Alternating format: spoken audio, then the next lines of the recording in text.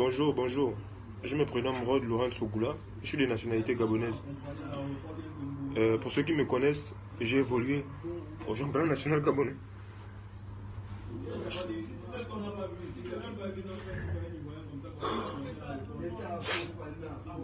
Donc je suis parti du Gabon après qu'il y ait eu la pandémie du Covid.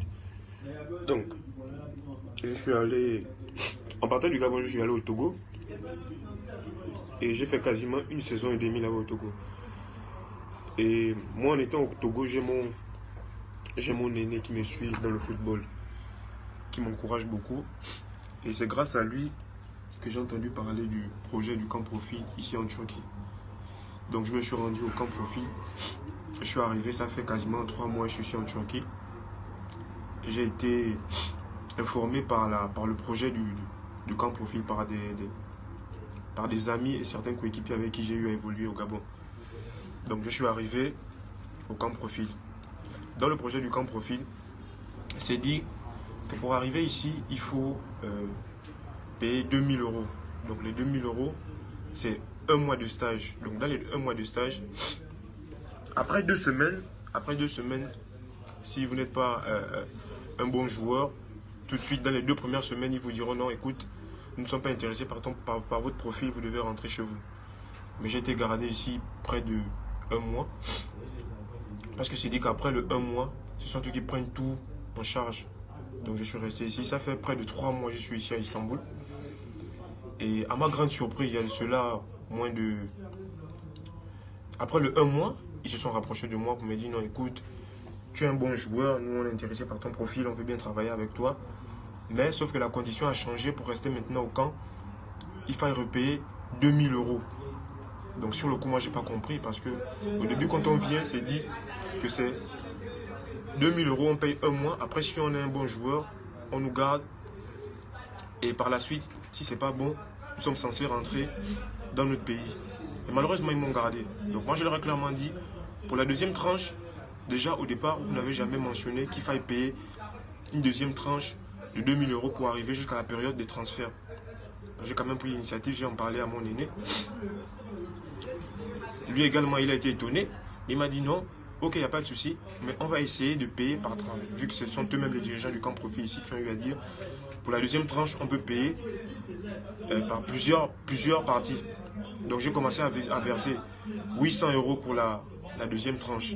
J'ai versé 800 euros pour la deuxième tranche et j'ai continué avec les entraînements. Sauf qu'après, on a commencé à me mettre, pas on, les dirigeants du camp ont commencé par m'écarter du groupe. Donc je ne comprenais pas. Je m'entraînais, je continuais à faire des entraînements. Mais à chaque fois qu'il y avait des matchs, j'étais écarté. Donc je ne comprenais pas. Je me suis rapproché du staff technique. J'ai dit non mais qu'est-ce qui se passe? Pourquoi je suis écarté à chaque fois qu'il y a des rencontres? Alors que le but du camp, c'est payer et se faire valoriser par la suite. Se faire voir par des recruteurs. Donc après, ils sont venus me voir. Ils m'ont dit non, voilà, je ne fais plus partie du projet. Il faut que je rentre dans mon pays. Un matin comme ça. J'ai dit mais je rentre dans mon pays comment alors que j'ai eu à remettre mon argent et que je n'ai pas eu de suite jusqu'à présent.